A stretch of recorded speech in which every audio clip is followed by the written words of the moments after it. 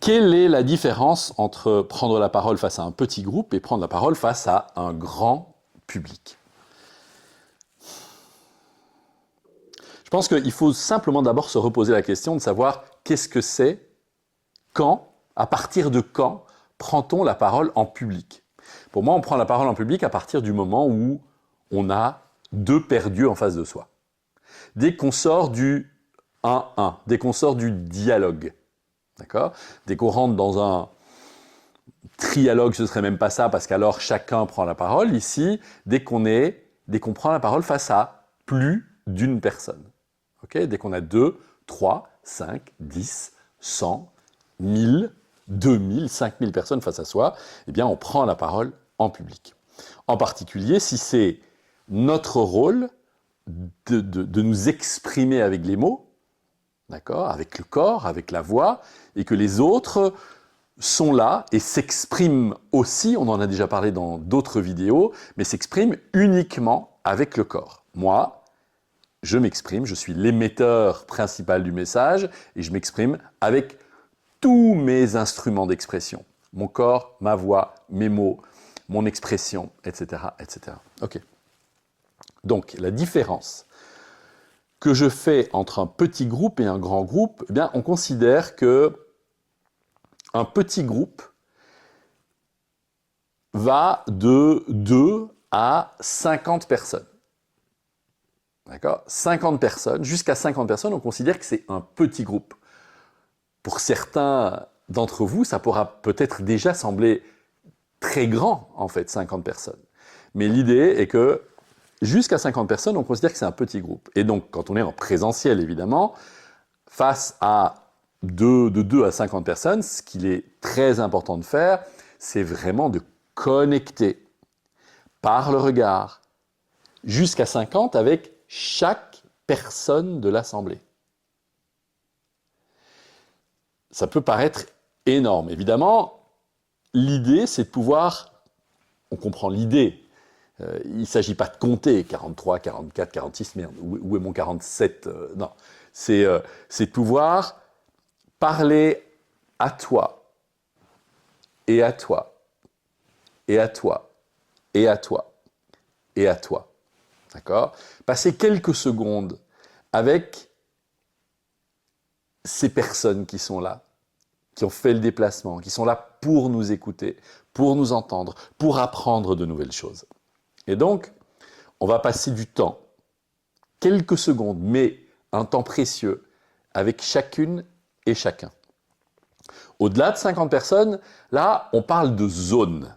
D'accord ? Et quand on est au-delà de 50 personnes, les zones, c'est les personnes sur le parterre en bas à gauche, le parterre devant, le parterre à droite, le parterre en haut à gauche, le balcon en haut à gauche, le balcon au milieu, le balcon en haut à droite.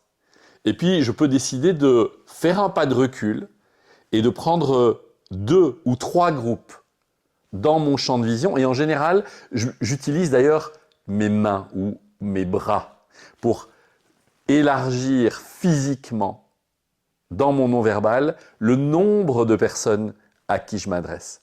Mais même si je parle à 2 ou 3 groupes et que ça constitue, je sais pas, 150 personnes, eh bien, ces groupes sont constitués d'individus. Et donc, dès que j'en ai l'occasion, je reconnecte avec des yeux, avec un regard, avec une expression qui m'est envoyée par quelqu'un dans le public.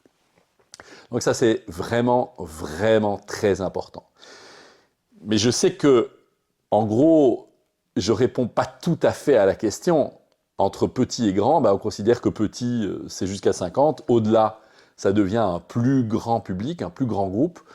Moi, j'ai toujours la sensation de m'adresser à un individu, à une personne à la fois.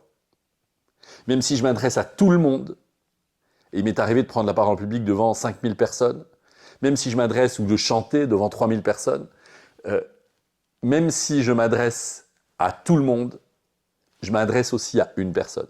Et ça me fait penser à un très grand animateur radio, merveilleux ami qui s'appelle Marc Vossen, qui a été le directeur de Radio Énergie, Nostalgie, et qui me disait, qui a aussi été élu la plus belle voix de Belgique, je pense, à l'époque, et qui me disait cette chose très très belle: je partage et j'enseigne à tous les speakers, toutes les personnes qui travaillent à la radio, de toujours, que ce soit les journalistes qui donnent les nouvelles, que ce soit les chroniqueurs, que ce soit les personnes qui animent une émission, de toujours, toujours avoir dans le cœur l'idée, dans la tête, dans le regard aussi, puisque maintenant la radio est filmée, l'idée de s'adresser à une personne qu'on aime, une personne envers qui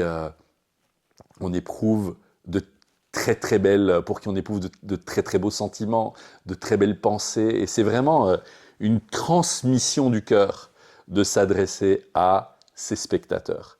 Et quand je prends la parole en public, et quand mes élèves, quand mes clients prennent la parole en public, tout le travail pour moi est de justement travailler sur cette connexion à l'autre. Qu'il soit 2, qu'il soit 127 ou qu'il soit 3000, finalement, ça fait peu de différence. C'est aussi une question de curseur, en fait, de curseur d'énergie. Forcément, plus le public est grand, plus il va y avoir une distance physique entre moi sur scène et les spectateurs qui sont là tout au bout, eh bien forcément, je vais être obligé d'élargir dans mon débit, d'élargir dans ma posture, d'élargir dans ma gestuelle pour pouvoir atteindre ces dernières personnes au dernier rang. Il y a évidemment les micros qui aujourd'hui aident à ce que je ne doive pas hurler quand je suis sur scène. Et puis il y a les caméras qui souvent viennent nous filmer et sont retransmises sur des écrans sur le côté quand il y a beaucoup de monde dans la salle.